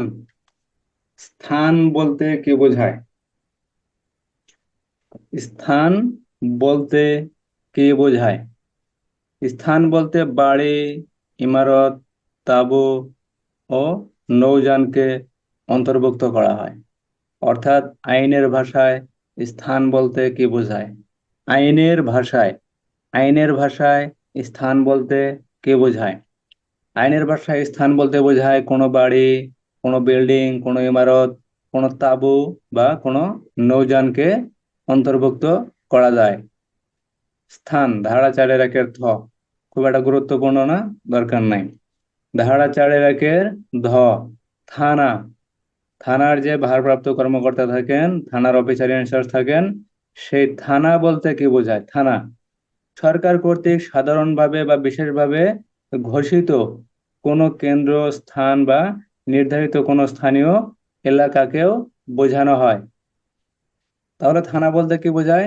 সরকার কর্তৃক সাধারণভাবে, সরকার কর্তৃক সাধারণভাবে অথবা বিশেষভাবে ঘোষিত, সরকার কর্তৃক সাধারণভাবে অথবা বিশেষভাবে ঘোষিত কোনো ঘাঁটি বা কোনো স্থান, কোনো ঘাঁটি অথবা কোনো স্থান, অথবা সরকার কর্তৃক নির্ধারিত কোনো স্থানীয় এলাকাও থানা বোঝাবে। তাহলে থানা বলতে কি বোঝায়? সরকার কর্তৃক ঘোষিত। কার কর্তৃক ঘোষিত? সরকার কর্তৃক ঘোষিত। সাধারণভাবেও ঘোষণা হতে পারে অথবা বিশেষভাবেও ঘোষণা হতে পারে। সরকার কর্তৃক সাধারণভাবে অথবা বিশেষভাবে ঘোষিত কোনো এলাকা, কোনো ঘাঁটি বা কোনো স্থান, কোনো এলাকা, কোনো ঘাঁটি বা কোনো স্থানকে থানা বলে। তাহলে থানা বলতে কি বোঝায়? একটা এলাকাও হতে পারে, একটা এলাকা হতে পারে, সেটা সরকার কর্তৃক ঘোষিত হতে হবে অথবা সাধারণভাবে অথবা বিশেষভাবে। ঠিক আছে, সরকার কর্তৃক সাধারণভাবে অথবা বিশেষভাবে ঘোষণা হতে হবে যে এই নির্দিষ্ট একটা এলাকা, নির্দিষ্ট একটা স্থান বা নির্দিষ্ট কোনো ঘাঁটি থানা বোঝাবে। অর্থাৎ সরকার যে এলাকাকে ঘোষণা করবেন যে এই এলাকা অমুক এলাকা থেকে অমুক এলাকা পর্যন্ত এই থানা হিসেবে বিশেষভাবে বা সাধারণভাবে ঘোষণা করা হলো, তাহলে ওই নির্দিষ্ট এলাকা, বিশেষভাবে ঘোষিত এলাকা অথবা সাধারণভাবে ঘোষিত এলাকাকে থানা বোঝায়। অর্থাৎ সরকার যদি এই ঘোষিত এলাকা বা ঘোষিত কোনো স্থান বা ঘাঁটিও যদি ঘোষণা করে যে এটা একটা ঘাঁটি, এই ঘাঁটি থানা হিসেবে গণ্য হবে, তাহলে সরকার কর্তৃক ঘোষিত এই স্থান, ঘাঁটি বা এলাকাকে থানা বোঝায়।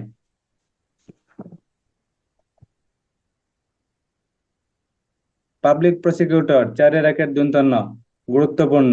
পাবলিক প্রসিকিউটর ফৌজদারি কার্যবিধি আইনের 492 ধারা মোতাবেক, অর্থাৎ যে ধারা আলোচনা করা হইতেছে ফৌজদারি কার্যবিধি আইন, এই ফৌজদারি কার্যবিধি আইনের 492 ধারা মোতাবেক নিযুক্ত কোনো ব্যক্তি, পাবলিক প্রসিকিউটরের নির্দেশক্রমে কার্যরত ব্যক্তি এবং হাইকোর্টের এখতিয়ারে সরকারের পক্ষে মামলা পরিচালনা করা ব্যক্তিও পাবলিক প্রসিকিউটর বলে গণ্য হবে।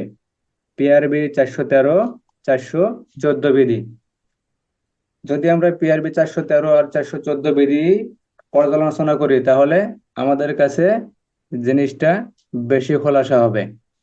পিআরবি 413 বিধিতে বলা হয়েছে পুলিশের ইন্সপেক্টর, পুলিশের ইন্সপেক্টর অর্থাৎ কোর্টে, কোর্টে যে সকল অফিসার কর্মরত আছেন, সাব ইন্সপেক্টর এবং ইন্সপেক্টর, এই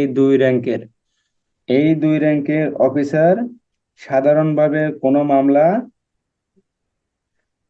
সাধারণভাবে কোনো মামলা পরিচালনার জন্য আদালতে সরকারি উকিল হিসেবে নিয়োগ হতে পারেন।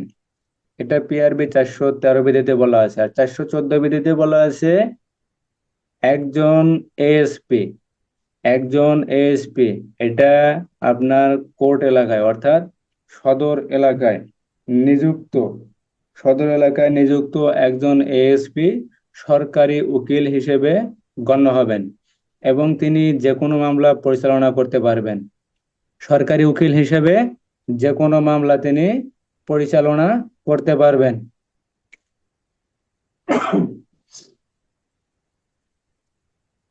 তাহলে 413 বিধিতে বলা আছে একজন ইন্সপেক্টর অথবা একজন সাব ইন্সপেক্টর সরকারি উকিল হিসেবে নিযুক্ত হতে পারেন।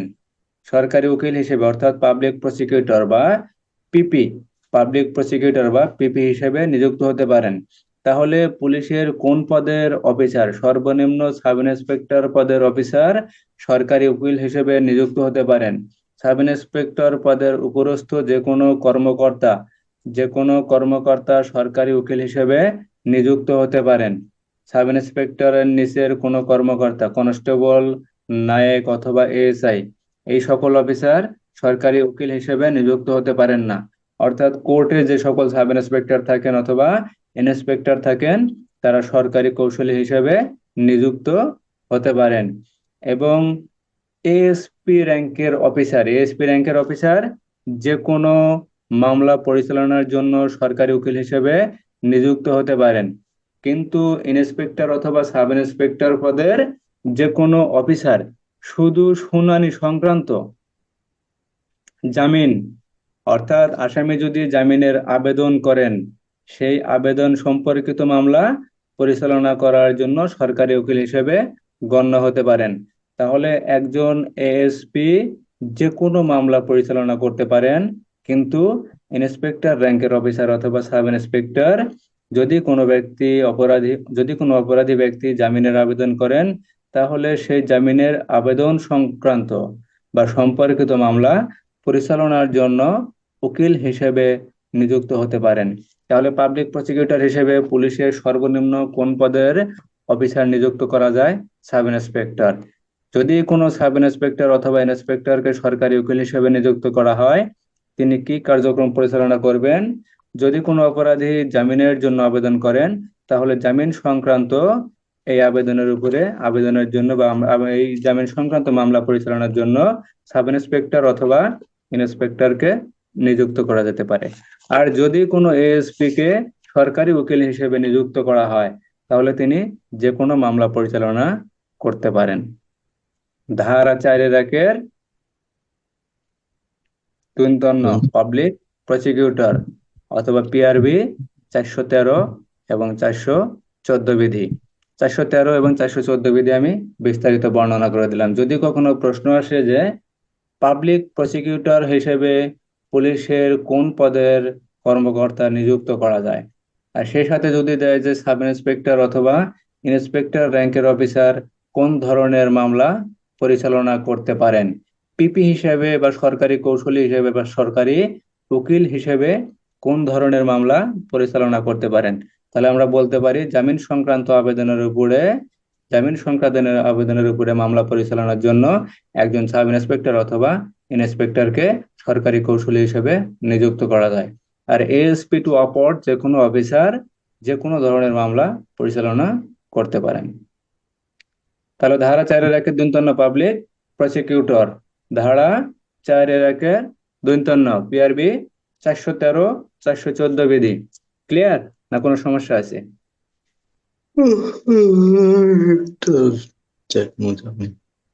ঘুম পাইছে?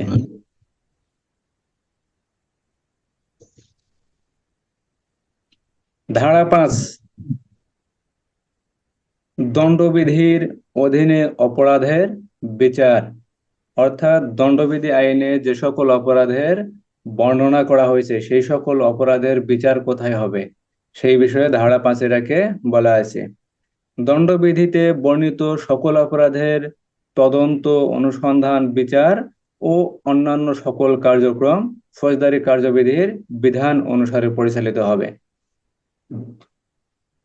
তাহলে দণ্ডবিধিতে যে সকল অপরাধ, খুন, ডাকাতি, ধর্ষণ মামলা, বিভিন্ন জালিয়াতির বিষয়ে যে বর্ণনা করা হয়েছে এই সকল অপরাধের বিচার কোন আদালতে হবে?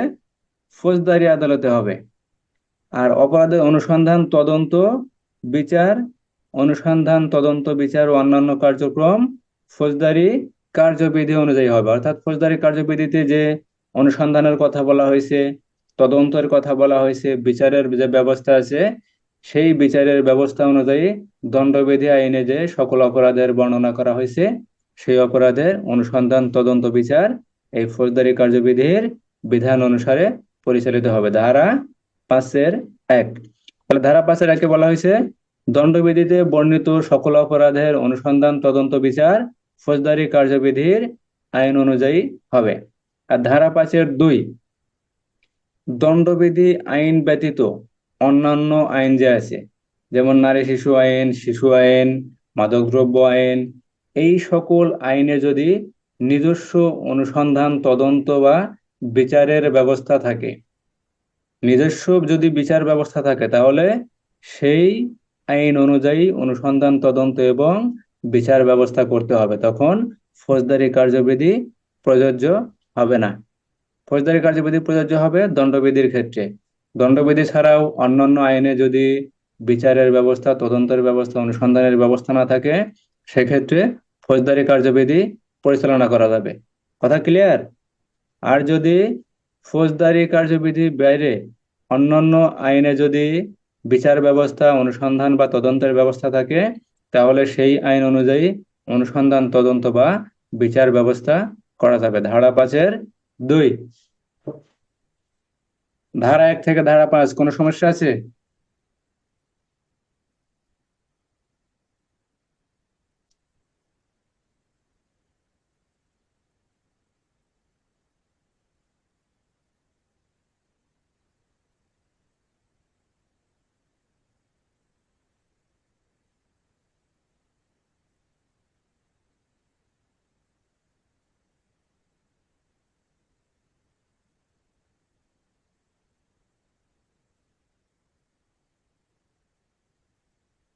ধারা 1 থেকে ধারা 5 কোনো সমস্যা আছে?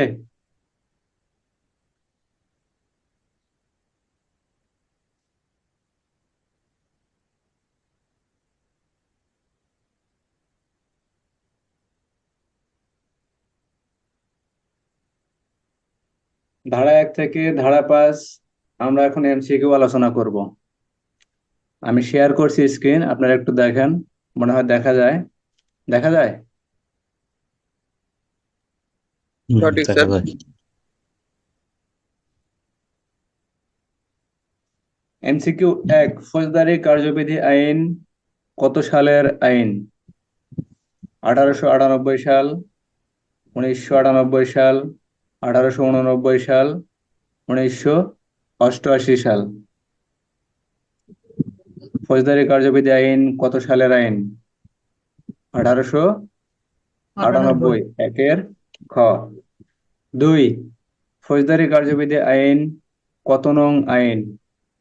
5 নং আইন, 15 নং আইন, 24 নং আইন, 54 নং আইন। ফৌজদারি কার্যবিধি আইন কত নং আইন? 5 নং আইন। ফৌজদারি কার্যবিধি আইন কত তারিখ হতে কার্যকর হবে? 1 জুন 2018, 1 জুলাই 1898, 1 জুলাই 1998, 1 জুন 1988, 1 জুলাই 1898। ফৌজদারি কার্যবিধি আইন সমগ্র বাংলাদেশে কার্যকর হবে কত ধারা? ধারা 1-1, ধারা 2-2, ধারা 2-1, ধারা 1-2। ধারা 1-2 ঘ। ফৌজদারি কার্যবিধি আইনে অ্যাডভোকেটের ক্ষেত্রে কোনটি সঠিক? ক, আইন ব্যবসা করতে ক্ষমতাপ্রাপ্ত অ্যাডভোকেট। খ, আইন ব্যবসা করতে ক্ষমতাপ্রাপ্ত মোক্তার। গ, আইন ব্যবসা করতে ক্ষমতাপ্রাপ্ত আদালতের অনুমতি প্রাপ্ত যে কোনো ব্যক্তি। সবগুলো। 5 সবগুলো। কারণ একজন অ্যাডভোকেট, মোক্তার অথবা আদালত কর্তৃক ক্ষমতাপ্রাপ্ত যে কোনো ব্যক্তি বিশেষ মামলা পরিচালনার জন্য অ্যাডভোকেট হিসেবে গণ্য হতে পারেন। 6, ফৌজদারি কার্যবিধি আইনে অ্যাডভোকেটের সংখ্যা কত ধারা? ধারা 4-1 ক, 4-1 খ, 4-1 কর ক, 4-1 গ। ধারা 4-1 ক, অ্যাডভোকেট। 7, ফৌজদারি কার্যবিধি আইনে জামিনযোগ্য অপরাধের বর্ণনা কোন তফসিলে করা হয়েছে? তৃতীয় তফসিল, চতুর্থ তফসিল, দ্বিতীয় তফসিল, পঞ্চম তফসিল। দ্বিতীয় তফসিল। ফৌজদারি কার্যবিধি আইনে দ্বিতীয় তফসিলের কত নং কলামে শাস্তির বর্ণনা করা হয়েছে? ফৌজদারি কার্যবিধি আইনের দ্বিতীয় তফসিলে কত নং কলামে শাস্তির বর্ণনা করা হয়েছে? 5 নং কলাম, 2 নং কলাম, 8 নং কলাম, 7 নং কলাম। এখানে উত্তর হবে 7 নং কলাম। 7 নং কলামে শাস্তির বর্ণনা করা হয়েছে। 8 নং কলামে আদালতের বর্ণনা করা।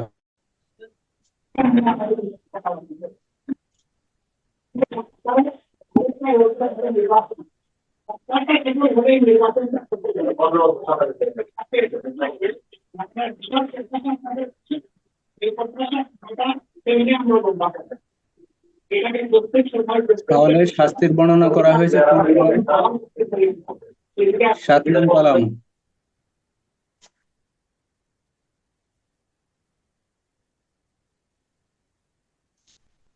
আট নং কলাম বর্ণনা করা হয়েছে কোন আদালত বিচার কার্যক্রম সম্পন্ন করতে পারবেন?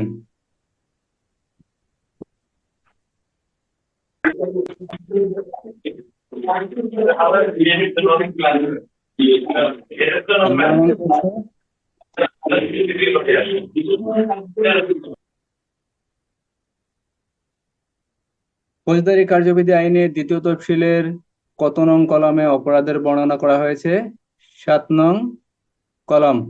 7 নং কলামে শাস্তির বর্ণনা, অপরাধের বর্ণনা করা হয়েছে। দ্বিতীয় নং কলাম, অপরাধের বর্ণনা করা হয়েছে 2 নং কলাম। ফৌজদারি কার্যবিধি আইনে দ্বিতীয় তফসিলের কত নং কলামে আদালতের বর্ণনা করা হয়েছে? 5 নং কলাম, 2 নং কলাম, 8 নং কলাম, 7 নং কলাম। 8 নং কলামে আদালতের বর্ণনা করা হয়েছে। তাহলে ফৌজদারি কার্যবিধি আইনের তফসিল, দ্বিতীয় তফসিল, দ্বিতীয় তফসিলে বর্ণনা করা হয়েছে প্রথম কলাম। প্রথম কলামে ধারা, প্রথম কলামে ধারার বর্ণনা করা হয়েছে, ধারা কোন ধারায় কি আছে।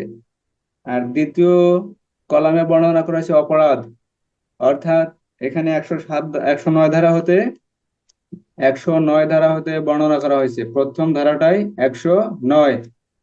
দ্বিতীয় তফসিলের প্রথম ধারায় অপরাধ যে বর্ণনা করা হয়েছে, অপরাধের প্রথম ধারায় 109 ধারার অপরাধ বর্ণনা করা হয়েছে 2 নাম্বার কলামে। অপরাধটি পুলিশ অফিসার বিনা পরোয়ানায় গ্রেপ্তার করতে পারেন কিনা তার বর্ণনা করা হয়েছে 3 নং কলাম। আর 5 নং কলামে বর্ণনা করা হয়েছে অপরাধটি জামিনযোগ্য কিনা। 6 নং কলামে অপরাধটি মীমাংসাযোগ্য কিনা। 7 নং কলামে বর্ণনা হয়েছে অপরাধটির দণ্ড বা শাস্তি। আর 8 নং কলামে বর্ণনা করা হয়েছে অপরাধটির কোন আদালত বিচার কার্যক্রম সম্পন্ন করতে পারেন। তাহলে ফৌজদারি কার্যবিধি আইনে দ্বিতীয় তফসিলের কত নং কলামে আদালতের বর্ণনা করা হয়েছে? 8 নং কলামে। ফৌজদারি কার্যবিধি আইনে দ্বিতীয় তফসিলের কোন আইনের অপরাধের বর্ণনা করা হয়েছে? অর্থাৎ ফৌজদারি কার্যবিধি আইনে দ্বিতীয় তফসিলে কোন আইনের অপরাধের বর্ণনা করা হয়েছে? ক দণ্ডবিধি, খ ফৌজদারি কার্যবিধি, গ সাক্ষ্য আইন, ঘ সবগুলো। এখানে ফৌজদারি কার্যবিধি আইনের দ্বিতীয় তফসিলে শুধু দণ্ডবিধির অপরাধের বর্ণনা করা হয়েছে। তাহলে উত্তর হবে দণ্ডবিধি। ধারা 12 নম্বর প্রশ্ন, ফৌজদারি কার্যবিধি আইনে জামিনযোগ্য অপরাধ বলতে কি বোঝায়? জামিনযোগ্য অপরাধ বলতে কি বোঝায়? ক অপরাধটি অবশ্যই জামিনযোগ্য নয়। খ খ, অপরাধটি অবশ্যই জামিনযোগ্য। গ, ক ও খ, ঘ একটিও নয়। তাহলে জামিনযোগ্য অপরাধ বলতে বোঝায় অপরাধটি অবশ্যই জামিনযোগ্য। খ, ঠিক আছে।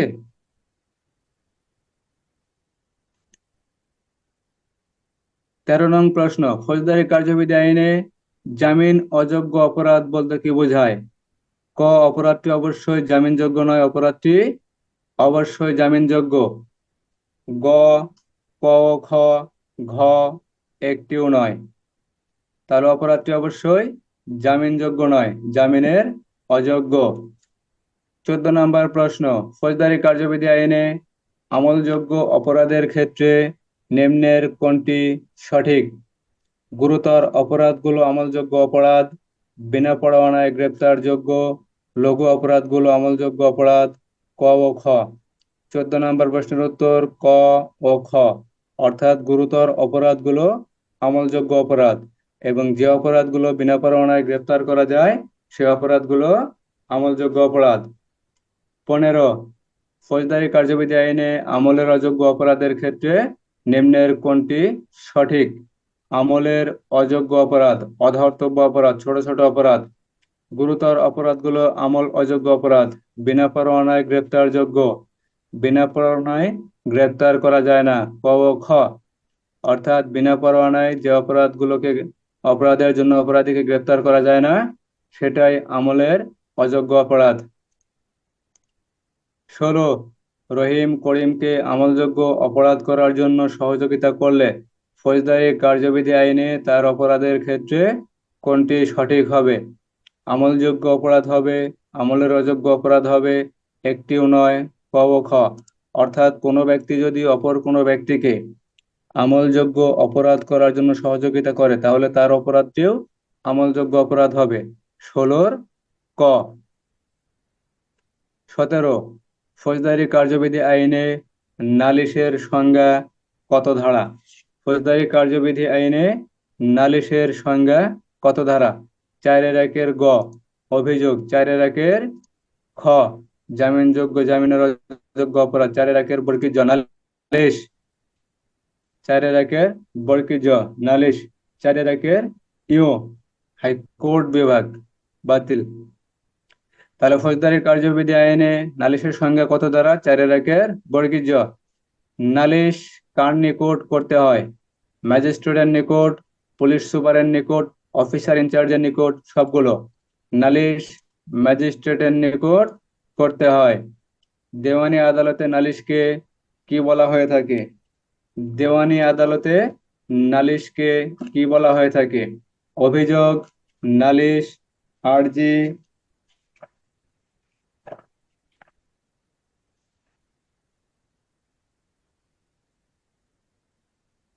ক ও খ, দেওয়ানি আদালতে নালিশকে আরজি বলা হয়ে থাকে।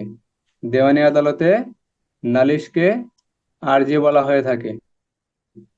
ফৌজদারি কার্যবিধি আইন অনুসারে অভিযোগ কিরূপ হবে? অর্থাৎ অভিযোগটা কিরূপ হবে? লিখিত অভিযোগ, মৌখিক। ক ও খ, একটিও নয়। অর্থাৎ অভিযোগটি অবশ্যই লিখিত বা মৌখিক হতে পারে।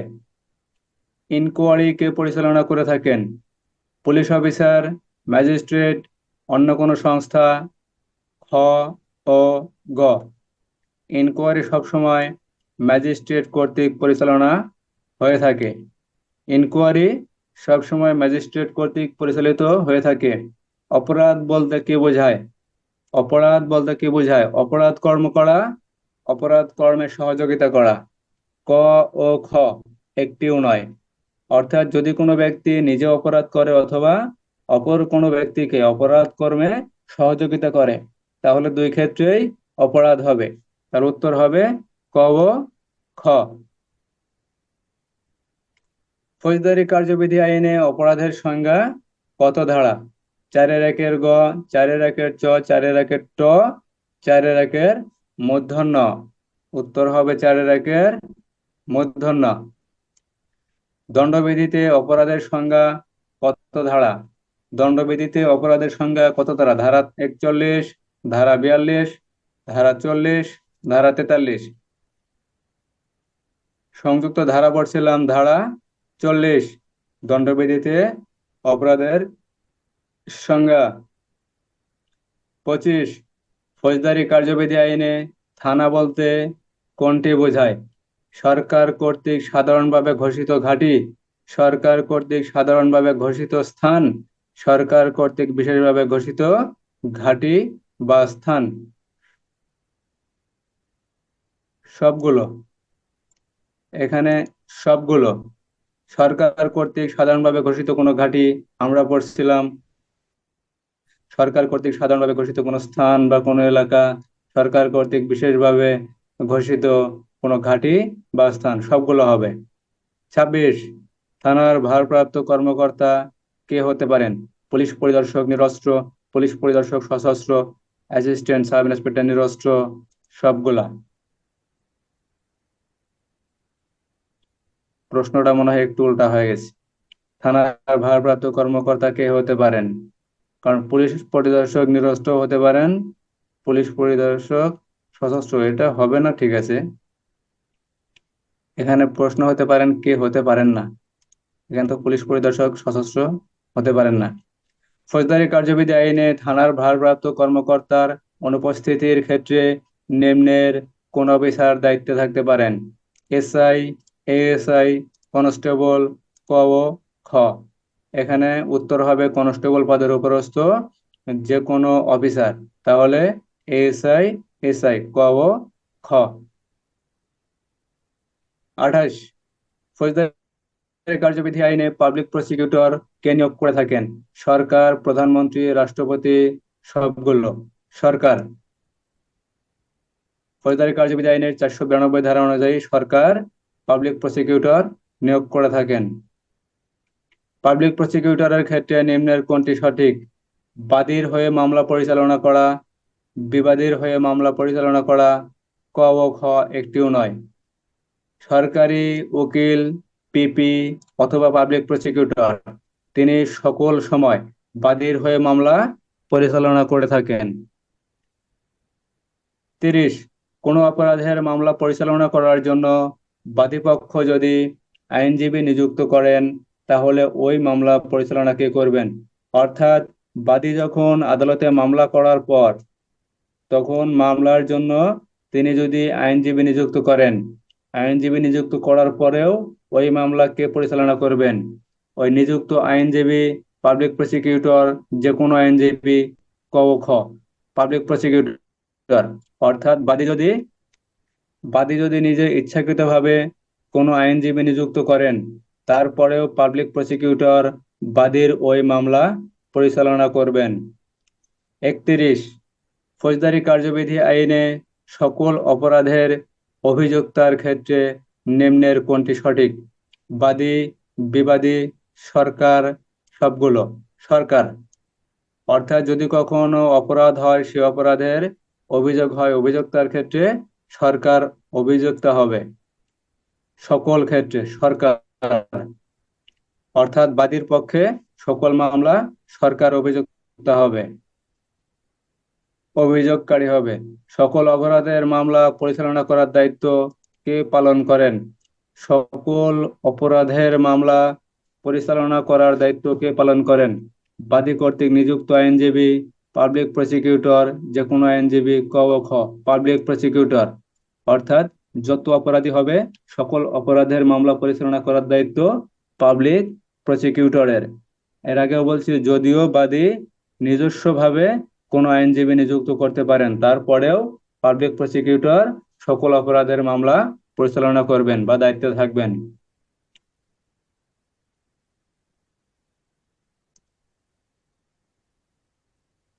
পাবলিক প্রসিকিউটর সাক্ষী উপস্থাপন না করলে এবং মামলার বিচার কার্যক্রম ব্যর্থ হওয়ার সম্ভাবনা হয়ে পড়লে সরাসরি সাক্ষীর কাছ থেকে নিম্নের কোন ব্যক্তি ঘটনা নিশ্চিত করবেন?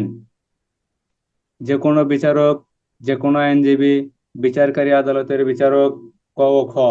বিচারকারী আদালতের বিচারক অর্থাৎ পাবলিক প্রসিকিউটর যখন বাদীর হয়ে মামলা পরিচালনা করবেন তিনি যদি কোনো কারণে সাক্ষী উপস্থাপন না করেন এবং সেই সাক্ষী উপস্থাপনের জন্য যদি উপস্থাপন না করার জন্য যদি মামলার বিচার কার্যক্রম ব্যর্থ হওয়ার সম্ভাবনা থাকে, সেই ক্ষেত্রে বিচারকারী আদালতের বিচারক সাক্ষীর কাছ থেকে সরাসরি ঘটনা সম্পর্কে নিশ্চিত হতে পারেন। ধারা ফৌজদারি কার্যবিধি আইনের 493। নিম্নের কোন অপরাধটি গুরুতর অপরাধের ক্ষেত্রে সঠিক? খুন ও ডাকাতি, ডাকাতি ও চুরি, চুরি ও জালিয়াতি, সবগুলো মানে খুন, ডাকাতি, চুরি, জালিয়াতি সবগুলোই গুরুতর অপরাধ। সরকার কর্তৃক অ্যাটর্নি জেনারেল নিযুক্ত করা হয়, সেক্ষেত্রে কোন অ্যাডভোকেটকে সরকারি অ্যাটর্নি জেনারেল নিযুক্ত করতে পারেন? সরকার অ্যাটর্নি জেনারেল নিযুক্ত করতে পারেন। অর্থাৎ সরকার কোন অ্যাডভোকেটকে অ্যাটর্নি জেনারেল হিসেবে নিযুক্ত করতে পারেন? যে কোনো ব্যক্তিকে। বেসরকারি অ্যাডভোকেট, সরকারি অ্যাডভোকেট একটিও নয়, সরকারি অ্যাডভোকেট। সরকারি অ্যাডভোকেটকে অ্যাটর্নি জেনারেল হিসেবে নিযুক্ত করতে পারেন। বাংলাদেশের ফৌজদারি আদালতে মোট কয়টি আইন সবসময় কাজে লাগে? বাংলাদেশের ফৌজদারি আদালতে মোট কয়টি আইন সবসময় কাজে লাগে? 3টি, 2টি, 3টি, 4টি, 5টি? 3টি। 3টি আইন সবসময় কাজে লাগে বাংলাদেশের ফৌজদারি আদালতে মোট 3টি আইন সবসময় কাজে লাগে। প্রথম আইনটি ফৌজদারি আইন, দ্বিতীয় আইন দণ্ডবিধি অর্থাৎ অপরাধ, তৃতীয় আইন সাক্ষ্য আইন অর্থাৎ কোনো অপরাধের বিচার কার্যক্রম করার জন্য সাক্ষ্যের প্রয়োজন হয়, সেজন্য সাক্ষ্য আইনটা প্রয়োজন হয়। আর বিচার কার্যক্রম পরিচালনা করার জন্য ফৌজদারি আইন পরিচালনা করা হয়। তারপর অপরাধ তদন্ত অনুসন্ধান করার জন্য ফৌজদারি কার্যবিধি আইন পরিচালনা করা হয়। আর যে অপরাধগুলো হয় সেই অপরাধগুলো সাধারণত বেশিরভাগই দণ্ডবিধির অপরাধ। তাই এই 3টি আইন ফৌজদারি আদালতে সবসময় কাজে লাগে। দণ্ডবিধিতে বর্ণিত সমস্ত অপরাধের তদন্ত, অনুসন্ধান, বিচার ব্যবস্থা কোন আইন অনুসারে হবে? অর্থাৎ দণ্ডবিধির যে অপরাধগুলো আছে সেই অপরাধের তদন্ত, অনুসন্ধান, বিচার ব্যবস্থা কোন আইন অনুসারে হবে? নারী ও শিশু নির্যাতন দমন আইন, শিশু আইন, মাদকদ্রব্য নিয়ন্ত্রণ আইন, ফৌজদারি কার্যবিধি আইন। ধারা 5-1 ফৌজদারি কার্যবিধি আইনে অনুসারে দণ্ডবিধির অপরাধের তদন্ত, অনুসন্ধান অথবা বিচার ব্যবস্থা হবে। ফৌজদারি আদালতে সবসময় কাজে লাগে কোন আইন? ফৌজদারি আদালতে সবসময় কাজে লাগে কোন আইন? সাক্ষ্য আইন, দণ্ডবিধি আইন, ফৌজদারি কার্যবিধি আইন, সবগুলো। ধারা 38-এর ঘ, দণ্ডবিধির অপরাধের বিচার ফৌজদারি কার্যবিধি আইন অনুসারে হবে, তার বর্ণনা আছে কত ধারা? ধারা 5, ধারা 6, ধারা 4, ধারা 7। ধারা 5-এর 1-এ বর্ণনা করা আছে দণ্ডবিধির অপরাধের বিচার ফৌজদারি কার্যবিধি আইন অনুসারে হবে। ঠিক আছে, আমাদের মোটামুটি এই 1 থেকে 5 ধারা পর্যন্ত এই 39টাই এমসিকিউ হয়। ঠিক আছে, এর বাইরে আর এমসিকিউ হওয়ার সম্ভাবনা নাই।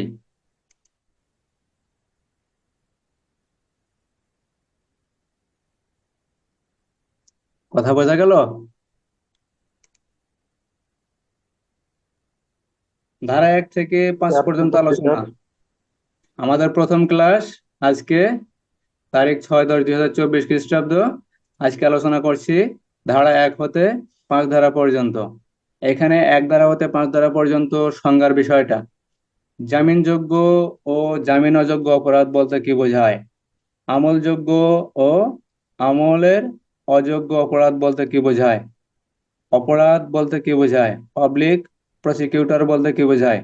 এই কয়টা বিষয় সংজ্ঞা থাকতে পারে। আপনার স্ক্রিনশট দিয়ে নিন।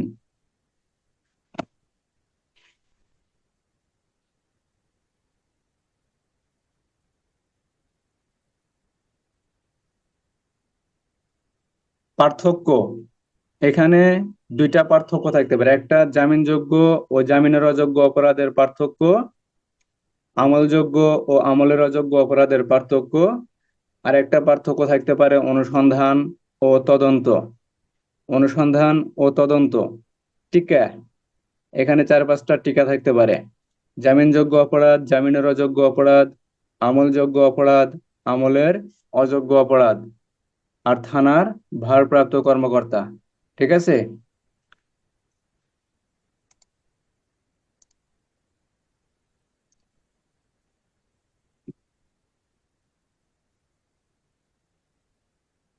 আমার কথা বোঝা গেল? জি স্যার, বুঝছি স্যার। আপনারা পারলে একটু স্ক্রিনশট মেরে নেন।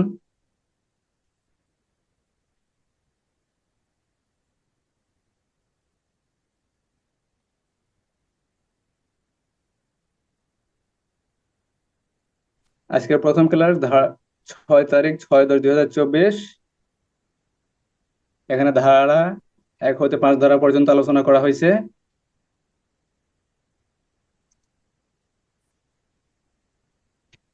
এই 1 থেকে 5 ধারা পর্যন্ত এই যে সংজ্ঞা, পার্থক্য আর টিকা, এই বিষয়গুলাই থাকতে পারে। ঠিক আছে? এর বাইরে আর প্রশ্ন আসার সম্ভাবনা নাই।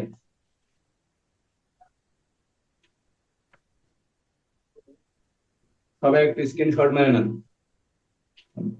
আর যে বিষয়গুলো আলোচনা করা হয়েছে সেই বিষয়গুলো অবশ্যই একটু লিখবেন, লেখা এই হোয়াটসঅ্যাপ গ্রুপে দিয়ে দেবেন। কথা বুঝতে পারছেন?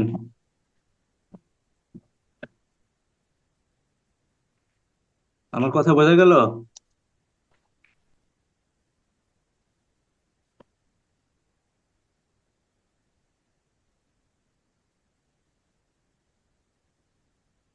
ঠিক আছে, তাহলে সবাই ভালো থাকেন। আসসালামু আলাইকুম।